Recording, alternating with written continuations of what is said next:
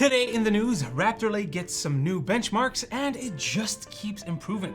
What's up guys, I'm Snows, and this is your boot sequence.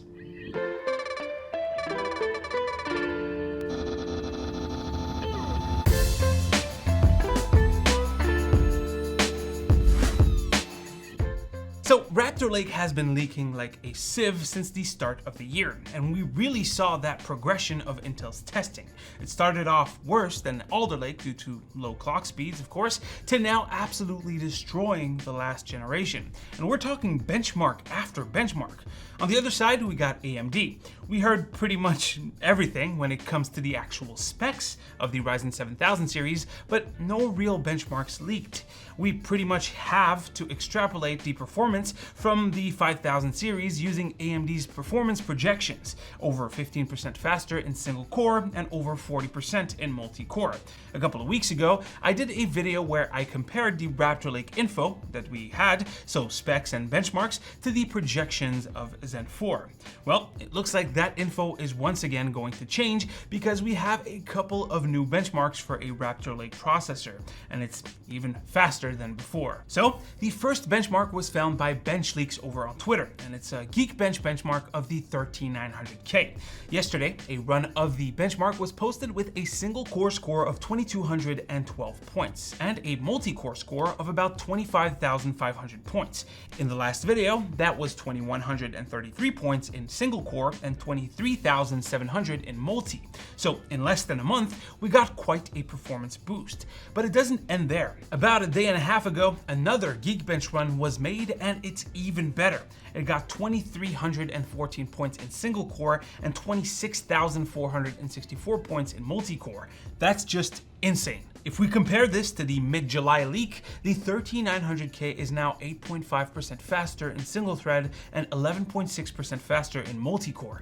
Now, if we compare it to the 12900K, we're looking at a single thread bump of 16.5% and a multi-core score bump of 53%. That's crazy. To match the single-threaded performance of the 13900K score on Geekbench specifically, the Zen 4 7950X would need to be about 37% faster than the Zen 3 based 5950X. As for the multi-core score, it would need a boost of 60%. The third score is Cinebench R23. It comes from Tum Apisak over on Twitter, and here is the score. We got 2,277 points in single core performance and 39,086 points in multi-core. I've seen it even go higher. So let's do the usual comparisons. Against the 12900K, we're looking at 13.7% faster in single core and 42.2% faster in multi-core. It's a little bit of a lower gap than Geekbench, but it's still very impressive. Now, let's compare it to the 5950X. The 13900K would be 35% faster in single core and almost 36% faster in multi-core. Now, I do have to make something clear here. While it is impressive, it seems like those results are for an unlocked and unchained 13900K. What I mean is the benchmarks were probably run without any kind of power limits, so the CPU took whatever power it needed to get the highest score.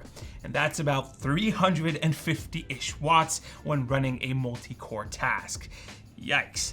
When you do factor in the power limits, the power consumption drops by about 100 watts. The single core score is not affected, but the scores drop significantly in multi-core, like down almost 10+%. I'm not gonna lie, if these benchmarks translate to real world performance, it's gonna be a tough fight for AMD in some way performance-wise, mainly in the single core department. I'm saying this because AMD said over a 15% uplift in single-threaded performance and 8 to 10% in IPC increase. They're gonna need more than 30% to close the gap in single-threaded workloads, or at least that's what the benchmarks tell us. In multi-core, I'm not too worried. This has always been AMD's strong suit, and it took Intel all it had to release an Alder Lake processor that could even beat a 5950X, and even then it traded blows on many tests. And with Robert Halleck saying that they got a 40+ performance increase, I'm fairly sure that he was conservative on that specific number too. Oh, and of course the AMD part should be slightly more efficient when compared to a power limited Intel chip. If we compare it to the monster 350 watt unlock chip, it's obviously more efficient. At least we won't have to wait too long for AMD's next generation to get reviewed. We're only about 6 weeks out from it hitting the store shelves, so there's that to look forward to. As for Raptor Lake, all we know is that it will hit this fall. Intel did confirm the date of their yearly innovation event, and I would not be surprised if that is when they launch it.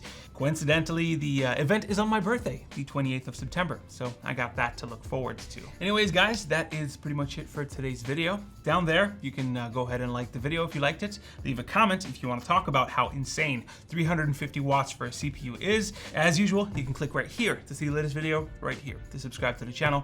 Stay frosty, my dudes, and I'll see you on the next one. Take care. It's all the same, all the pain, all the blame, and it's on me. I became all the things that I didn't wanna be, but it seems so simple. One in the bag, one in the drink.